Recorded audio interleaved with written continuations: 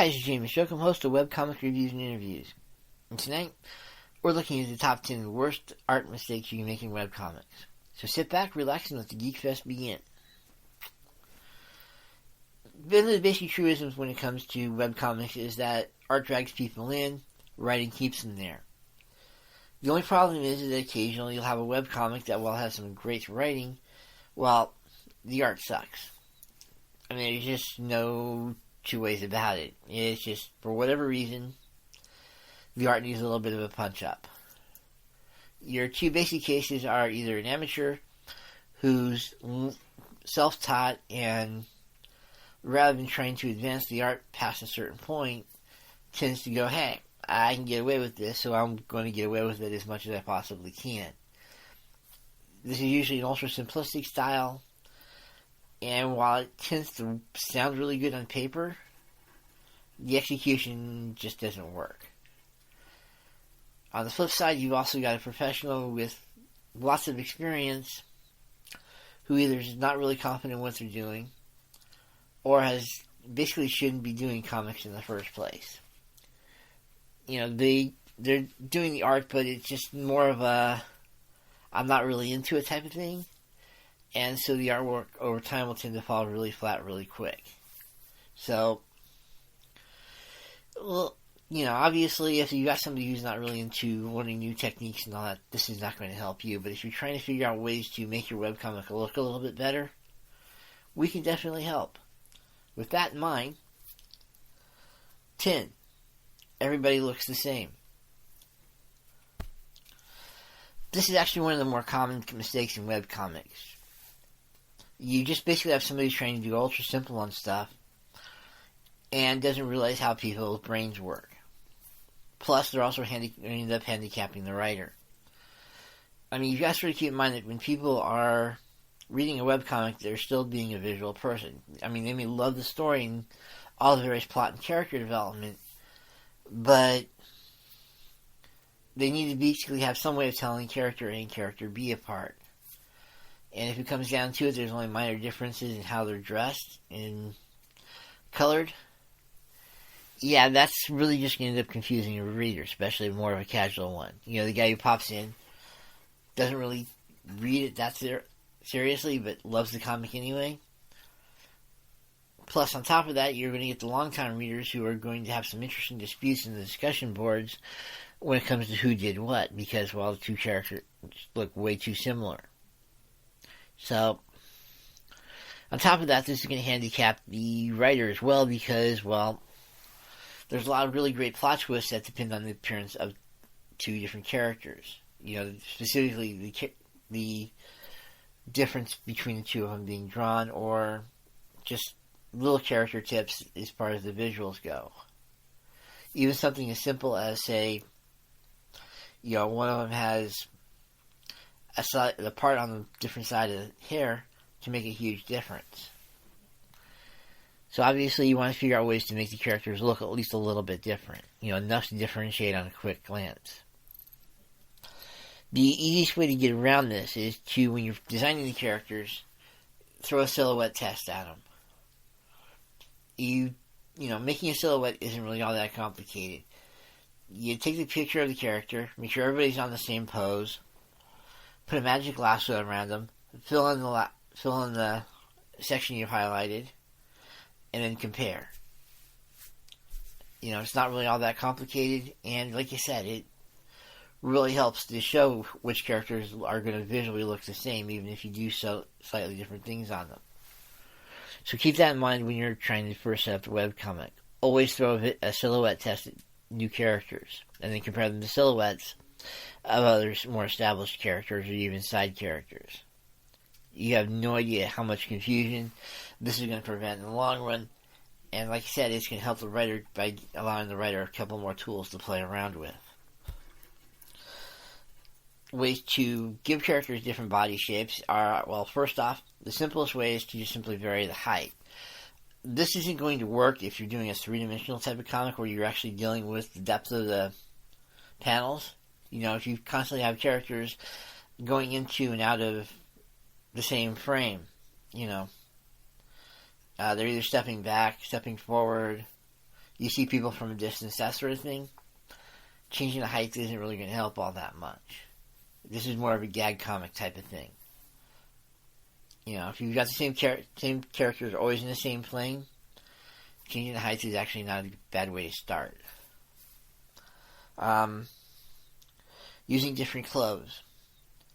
This is also going to be applying to different hairstyles and other options as well, as far as the straight visual stuff goes. I'm not so much looking at skin color, even though that's cool. I'm looking at hairstyles, you know, wavy, afro, straight, long, short, military style, what have you. We emphasize real quick that, you know, something to consider is that even in the military, there are a couple of different hairstyles available. And having two characters with vastly different, or even slightly different hairstyles is going to create a definite visual reference for people actually reading it. The same, of course, is going to apply to what they wear. Just make sure that what two people wear are entirely different. You know, even if you think that changing the color schemes between two characters is going to work, trust me, it's not going to work. All you're going to do is create a situation where some people will think that, you know, character A is just a differently dressed version of character B. So, I mean, if there's some reason for having the characters being reasonably identical, obviously there's going to be some really good ideas for it. But you wanted the hairstyles and the fashion sense of the two people to be entirely different if at all possible. Different body shapes is another way. Obviously, those of us doing science fiction or funny animal comics have a major advantage here because we can throw all sorts of aliens at it. And, you know, that's going to be a major way to change the body shape, as well as, you know, sheep versus cow versus chicken. You know, it's going to be really hard to confuse the characters in that situation. But even if you're not doing a sci-fi, having characters be thinner and taller versus shorter and fatter, or, you know, pretty much any extreme in between, is going to be a great way to differentiate your characters as well. You know, muscular versus pudgy. I mean, keep in mind, if you're looking at muscular versus a pudgy person, or versus, say, an average person, the shape of the torso is a major change. An athletic person will have a V-shaped torso. That is, the shoulders will be wider than the waist. A slightly fatter person, that's going to be reversed. That is, the shoulders are going to be thinner than the waist. And an average person, you know, office person, etc., is going to be pretty much straight up and down. Relatively subtle, but it's definitely a way to tell two different characters apart. And since you're looking to make them look different, you know, again, if there's a legitimate reason to have the characters look the same, like you're trying to make a point about military clones or something, you know, obviously you can ignore this advice to a certain degree. But, especially if you're doing a more simplistic comic, you're going to want to watch out for making sure that, you know, you just want to make sure the characters look different. Again, people are visual, so that's something you definitely need to consider. Boring backgrounds. Okay, first off, the obvious caveat here. If you're doing a gag panel of some sort where you need the backgrounds to be boring, go for it. A lot of office comics, for example, only have 2 or 3 real sets. The boardroom, the secretary's desk, and some other third set. You know, you can get away with relatively simplistic backgrounds in that situation. But don't really count on it. I mean,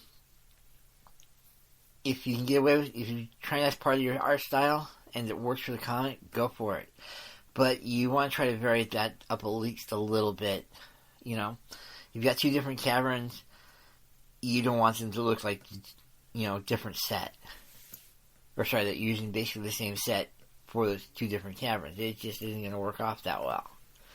I mean, you guys sort of keep in mind that the setting of a person will help define to a certain degree that person's personality, or at least demonstrate that person's personality. Having a boring set says a lot about that person. The person has no imagination, the person is boring, the person is more passive than anything else and has no actual interest. In other words, you have a one-dimensional character who's not really going to last long in the comic. And if your comic is nothing but one-dimensional characters, that's really not going to help the longevity of your webcomic.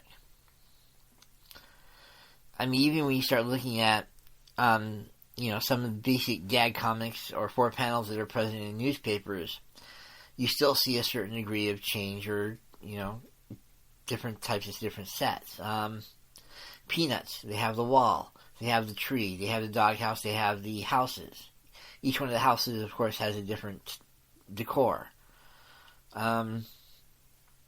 Even Garfield, you can see details in the kitchen or in the living room, And when it comes down to it, the only real comic that doesn't have any kind of background when it comes down to it is something like Dilbert. And let's get real, Dilbert needs that blandness to basically set up a lot of their jokes. So, especially if you're doing a Talking Heads cartoon, you're going to want to have some sort of decent background.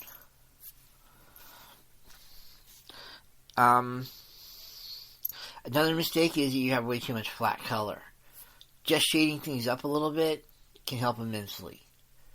I mean, if nothing else, look at the way your actual rooms are set up. Even if you've got a room that has the same color on all 4 walls, you're always going to have that one wall that's a little bit dark because of the sunlight. One is going to obviously be a little bit lighter again because of the sunlight. And if you have any kind of light source going on, that light source will also cast shadows. You're going to have some definite color just in the way the light works. So obviously, allowing for lighting will help to make your sets a little bit more interesting. If you need to, use Photoshop to create your backgrounds and have a little bit of fun with composing them. If I'm not constantly seeing character A and character B in their own panel and they're conversing, then I want to have character A have his own background, and I want to have character B have his own background. And as long as they're consistent for that conversation, you're good to go. You're also going to be wanting to use certain elements to break up your backgrounds. Even Dilbert has the water cooler or the screen. Little things. You can even throw in posters. Look at South Park, for example. They almost always have something silly going on in the background as far as the posters go. Again, you don't want to have ultra boring backgrounds consistently. Every so often, fine. Let's get real. In real life, we have a lot of rooms that are boring.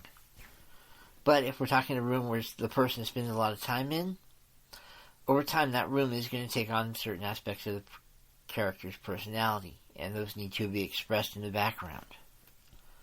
So, try to avoid boring backgrounds, at least throw a splash of color or shading or something.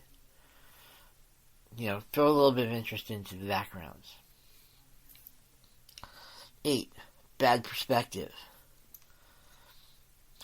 I'm known to throw this caveat around a lot.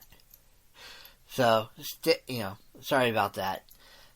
Obviously, if you're doing things that are in the same plane, like a really simple 4-panel gag comic, you can avoid the perspective issue. What we're sort of looking at here is that in a good comic, you constantly see characters shifting where they are relative to the other. A person might take a step into the background to grab something, might take a step into the foreground. A little different thing on perspective. Even if you have, say, a table there, that table is going to have a certain 3-dimensional shape to it. I mean, we're people. We're going to throw in those little basic drawing things. So obviously, if you can throw some third dimension into it, go for it. what this is usually going to be are small flat objects in the background, like posters, wall outlets, some fully formed objects like lamps, desk, table, that sort of thing in the background, even tchotchkes. Those annoying little things that everybody tends to collect over a lifetime. And of course, you want to put some small objects in the front. If we're dealing with an office, or just look at all this different stuff you see on a desktop. You've got home decorations, you've got paperclip bowls, just little things. The key here is that even if the characters themselves are literally two-dimensional, you can have some fun with three-dimensional just by throwing objects in the background and the foreground. Another simple trick is, if every so often you show the people full figure from head to toe, just have their feet on different levels in the thing. Have one person standing relatively close and you can actually see the feet there, and another person with feet in the background. Heck, even showing, say, some person from the waist up in the foreground and another person full figure in the background can work wonders for your comic. This is going to be a weird one, but you're going to want to avoid forced perspective. Those annoying pictures you have where people are at the Leaning Tower of Pisa, and they act like they're lifting the feet, trying to keep the thing from leaning or pushing it over, even though they're easily a couple hundred feet away from the tower? Yeah, that's your basic example of forced perspective.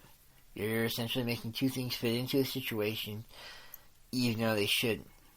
Whereas that can work, don't get me wrong, generally when you have total control over what's actually being shown and you can actually draw things different sizes, that sort of thing, forced perspective as a tool tends to fall flat. I mean, it's a really great tool to use every so often, but it's just something that's one of those things that, while it's clever in some areas, drawing just doesn't work it out too well. So, I mean, if you can pull it off and get away with it, great, but realize that if you're trying to use forced perspective to demonstrate perspective in the comic itself, it's just not going to work as great as you think it will. 7. Bed composition. This is just one of those things that need to be noted, but it's just, this is where you start seeing the amateur professionalism thing. I mean, really hardcore. An amateur basically doesn't really care about the composition, they just want to get things on the paper. And it shows. I hate using a cooking example here, but, if you've watched something like, say, Chopped or Beat Bobby Flay, it's a really cool cooking competition where they have a little bit of fun with it. And you can tell different, you can have two people do virtually the same meal, but one of them looks a lot better than the other. That's composition here. An amateur, like you said, doesn't really care and will just simply throw things on the paper just because he feels they need to be put there. Because of this, you get some really bad composition errors,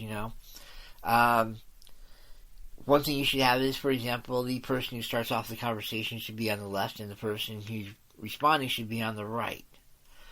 Obviously, if we're dealing with manga, switch that, but, or you'll have stuff in the direct center of the thing, and that's where almost all the stuff goes. Or you'll have stuff on the extreme edges. Again, that's just really bad composition. And on the flip side, you'll have the professional who's getting really bored of doing the basic composition and all of a sudden tries doing weird stuff to see if he can pull it off. Clue in on something. Don't. There are people who can pull it off.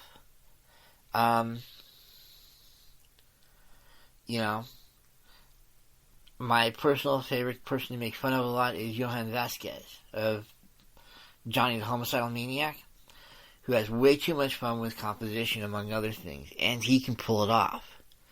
But that's because he's fully aware of what the rules are, and he's actually taking advantage of those rules to do some interesting stuff.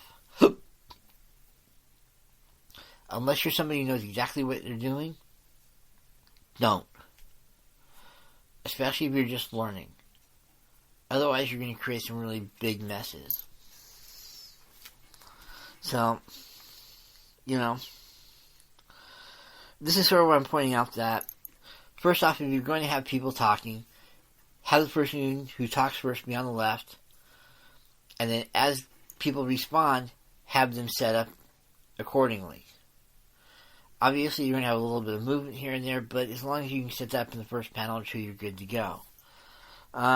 Keep in mind that people do move. One of the composition errors that drives people crazy is you've got two people that do nothing but talking heads. While that can work, and there's a lot of comics that draw on it, every so often, just have somebody move, step into the background and grab something, like a phone. Have the other person move a little bit off to the side, some sort of dynamic aspect to it. Obviously, if you're doing a superhero comic or something that's high action, that'll be taken care of. But, even if you're basically doing nothing but, making the camera go closer or further, just have some sort of movement. Definitely keep in mind the dreaded rule of thirds. Basically just draw a tic-tac-toe board grid and have everything where the lines intersect. That's where you want your action. You want to try to avoid the middle of the big other square areas. The rule of thirds is a really great tool to use, especially if you're just learning. Later on, you can have a little bit of fun with it, but for now, figure out what the rule of thirds is and definitely learn to draw with it. And last but not least, keep in mind clarity above all. The reason you're doing the composition is because you want to basically make sure that everybody sees what's going on and there's no major confusion. So, when you are drawing, don't put too many objects of the same tone in the same area. Break it up. Again, going back to the food example, you don't want the same texture to be throughout the entire food. You want to be, that's why people do the crunchy outside and the soft center. It just works really well with the food. You don't have it crunchy and soft throughout the whole thing. You see that get knocked all the time. So, in this case, you're looking at stuff that has the same tonal. It might be red and they might be blue, but if you shifted it to gray, they'd be about the same. That's the kind of stuff you want to avoid. At the same time, try to avoid too much clutter. It's great to have a little bit of background stuff. Cool. But don't put in like 57 objects in a small panel. It just isn't going to work, and it's going to muddy things up ridiculously. So be nice to your readers. They'll be nice to you. 6. Good old-fashioned nudity. This is going to be a weird one. Here's the deal. Yeah, you don't want to be afraid of nudity, and it can work really great even in a kid's cartoon. I mean, you've had Calvin. Okay, well, obviously Calvin and Hobbes isn't strictly a kid's cartoon, but you've nonetheless had, Calvin, coming out of the shower, coming out of the bath. You even have one of his matter transportation accidents, and so he's walking around naked. That's fine. If you can have a little bit of nudity every so often and it builds character, go for it. However, what you want to try to avoid is gratuitous nudity. If the only reason you're going to have a pair of boobs out there is just for the sake of, having a pair of boobs, that's a waste of really great graphics. Have them mean something. Work it into the overall theme of the piece. Don't just simply put it out there. If you make a point about nudity, great. Some people bear themselves a little too much. Another great example. Even with Power Girl. And it's called the boob window. That works because it's showing something about the character. I mean, she was basically set up to make fun of, some aspects of superhero anatomy. So it works. But at the same time, don't put it in just for the sake of shock value. Once in a while it'll work. Generally speaking, however, if you do, first off, there are some really great ways to censor it. And I'm not just talking about the big black panel with the censor written across it. Austin Powers had the most beautiful example of this, and it will always be the best example ever. Where they basically have Austin Powers, and I can never remember her name, sorry, but they always have an object or one of the other people in front of the other person, and even though you can tell they're basically naked, you never actually see anything. So, if you do have nudity, and you're going to go full bore on it, keep in mind that you have to be consistent on the size. So, yeah, I know. If you're person stretching, things are going to be a little bit smaller. Cold weather, obviously, things are going to be a little bit smaller. But in general, you want a consistent size. Keep that in mind, and you'll actually work out pretty well. Like I said, and also, like I said, put an actual reason for being there, because shocking gratuitous nudity is, well, weird as I know it's going to sound, boring. And in all honesty, if all your comic has going for it is the nudity, it's going to get dropped really quick, no matter how gorgeous the nudity is. So, just one of those weird details to keep in mind. This is going to be a fun one. 5, too much detail. Some artists here's where things are going to get, this is one of those weird areas, because some genres demand a lot of detail, but others tend to work well on the simplistic scale. If you're doing a steampunk comic, hey, you're going to want as much detail as you possibly can. If you're into, you're doing really boring conversation, and you can have some background details going on, hey, cool. Just keep in mind that if you put too much detail, you're going to create a muddy situation. That is, anytime you draw it, it should be with the concept of keeping everything as clear as possible. The clarity should be king. Well, one of them anyway.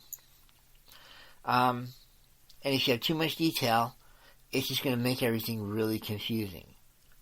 So, make sure you've got just enough detail to take care of the panel.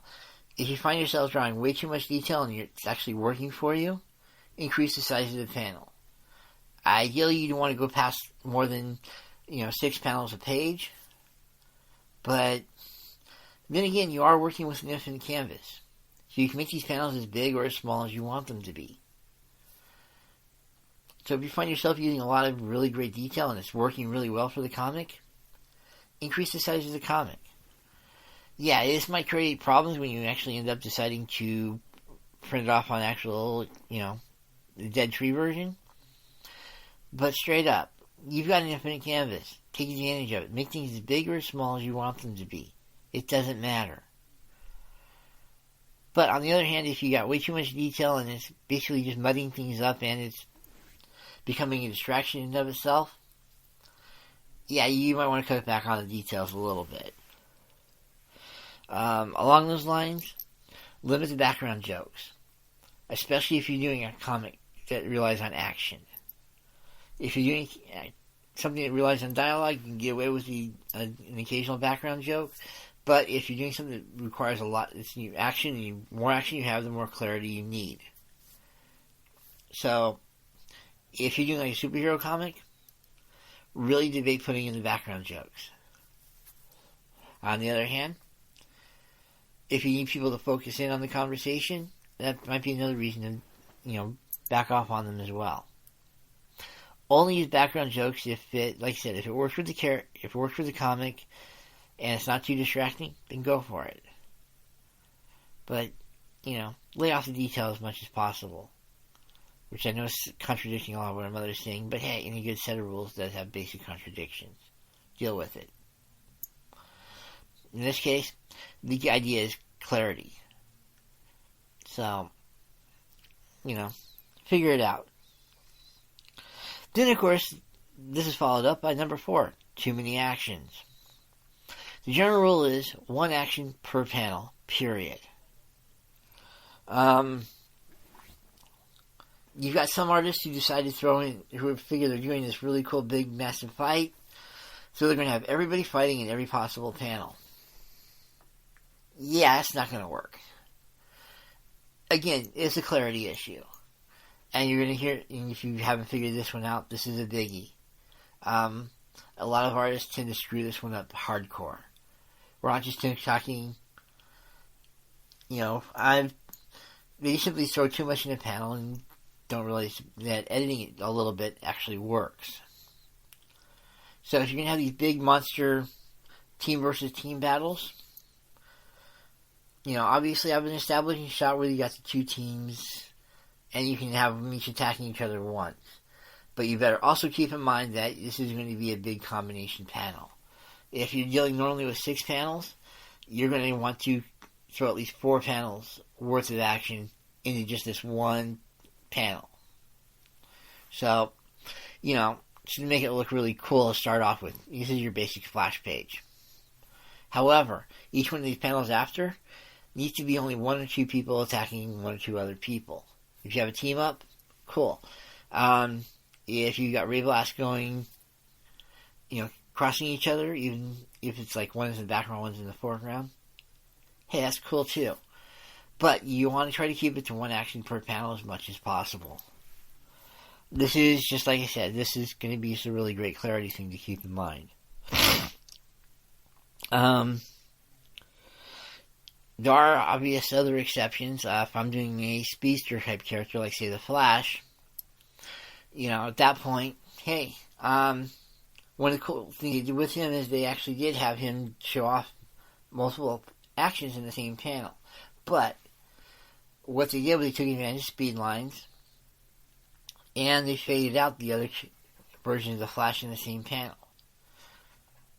So basically what you ended up having is, even though the Flash was doing multiple actions to show off just how fast he was, it was still easy to read. Little basic tricks like that. But if you can keep it to 1 action per panel, trust me, your readers are going to love you. Number 3, and yeah, this is a fun one, too much dialogue. The big problem you have here is you've got some writers who are way too much in love with the written word, especially their own. So, what they end up doing is throwing as much dialogue into the panel as absolutely possible. Yeah. Most panels can only take so much dialogue, and you have to work out that to whatever degree you want that to work out to. The 2 options you've got are you can either break up the dialogue into different panels, highly advised, especially if you've got in-depth dialogue, or make larger panels. Again, infinite canvas, people. You can also move characters around, especially if you've got, one person doing most of the talking, and you want to show reactions and that sort of thing. Did I mention using larger panels? But yeah, that's pretty much obvious. The other is editing your freaking dialogue. Straight up. If Shakespeare worked because he had a lot of fun to it, plus plays have a different rules when it comes to dialogue than comics do. Yeah, you want to have dialogue in your comics, but you don't want to get to the point where you're actually just reading a novel that happens to have a few extra illustrations in it. I mean, yeah, that's cool too, but that's something entirely different. If you want to do that kind of thing, go for it. There's a lot of really great examples.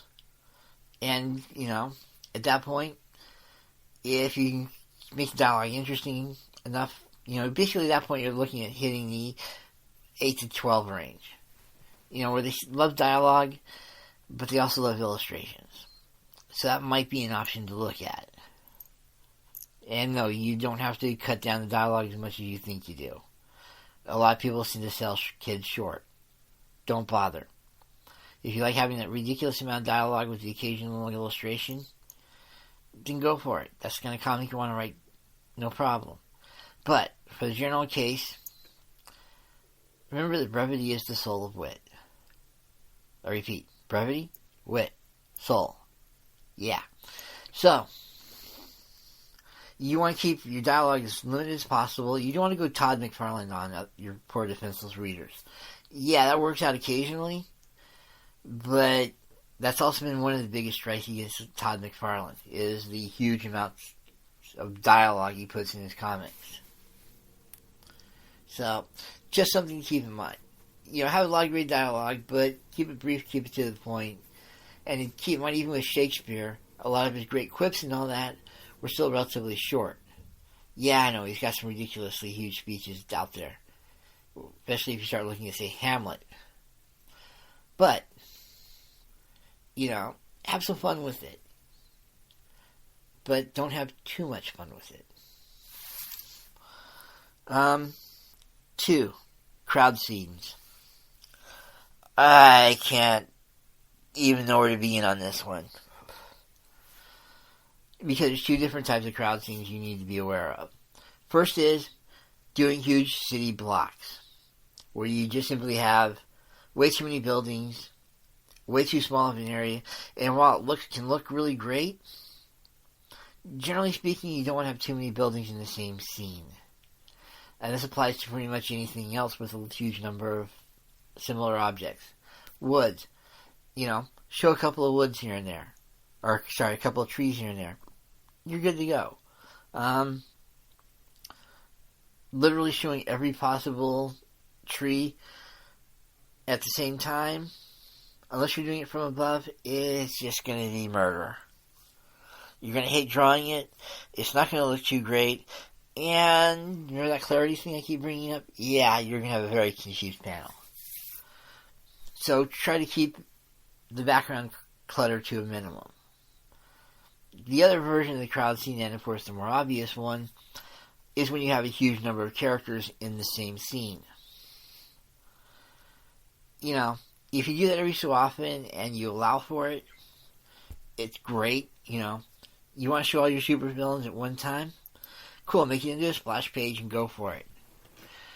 But if you're going to basically try to convert them down into a regular panel, especially if you're using a 3x4 grid, yeah. You're going to hate drawing that. Simplify stuff on yourself. If you're going to do a crowd scene, use up more of the space. Combine panels, so on and so forth. If you're going to have a huge crowd like 500 people, okay, that's a mistake in and of itself. Try to keep it no more than, say, 20, 30 people. And even then you're going to start hating yourself unless everybody looks, distinguished. The point here is, just keep your crowd scenes down to a minimum, and if you do draw them, use as much of the page as possible. Again, infinite canvas is going to be your friend, and clarity should be your second best.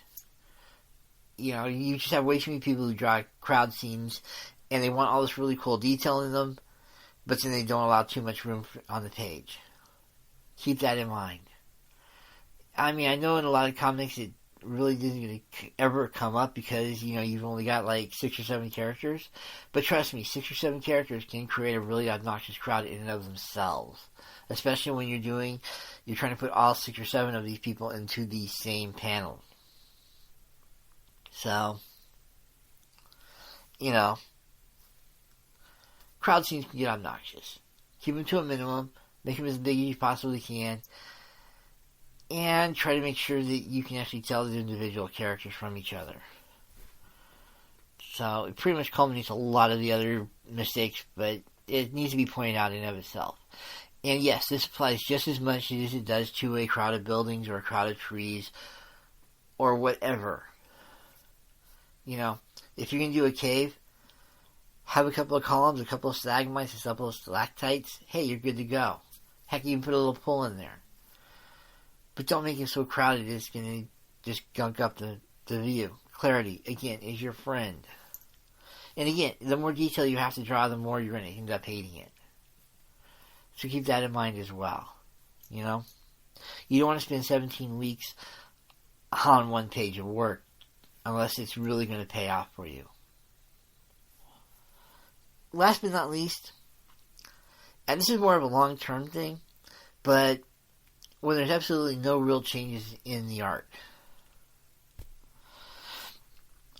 I mean, I know this is going to sound ridiculous, especially when you start looking at a lot of the, really long-term comics like, say, Family Circus or Peanuts, but they can get away with it to a certain degree because they strive on that simplicity. Even Family Circus, there's been some small changes of the art over the years, If for no other reason, if nothing else, the mother got a new haircut. There's been some minor fashion changes here and there. Even the degree of detail tends to fluctuate over the years.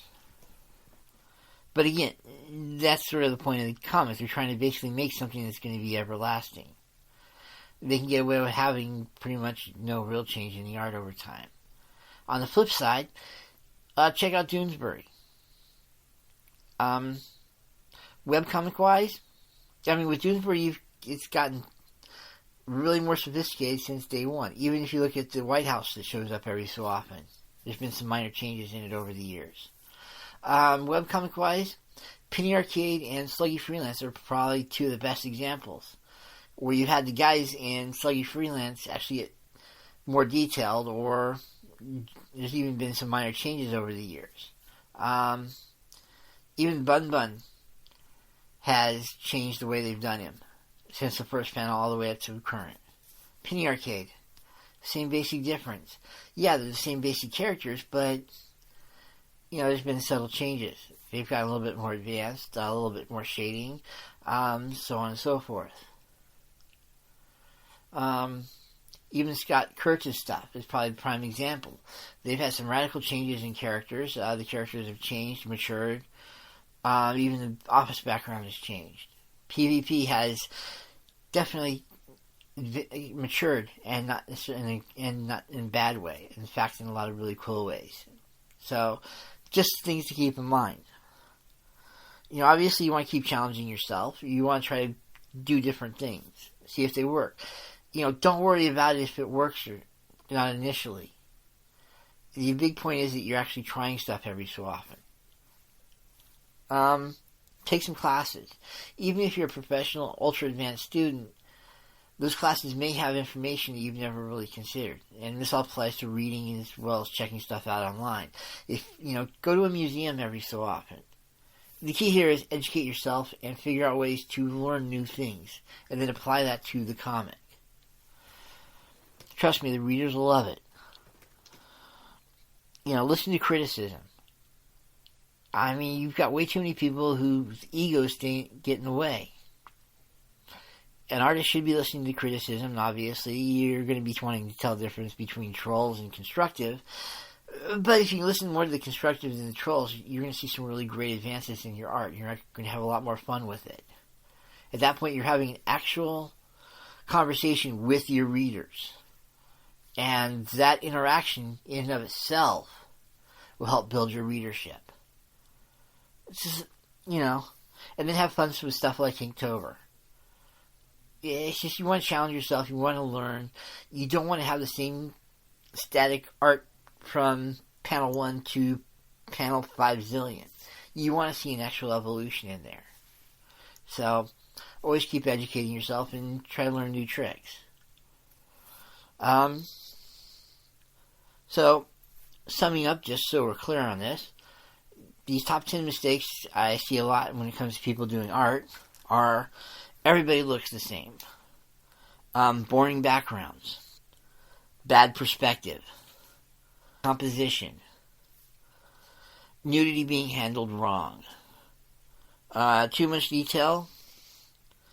Too many actions. Too much dialogue. Crowd scenes just aren't working. And no change in the drawing. Try to work those out and figure out how to mutate them over time so that these actually work well for you. You don't want to be the same person from page 1 and page 500. You want to actually be better. And if you pay attention to these basic mistakes in webcomic art, they should help you a lot. So keep that in mind, and I'll talk to you later.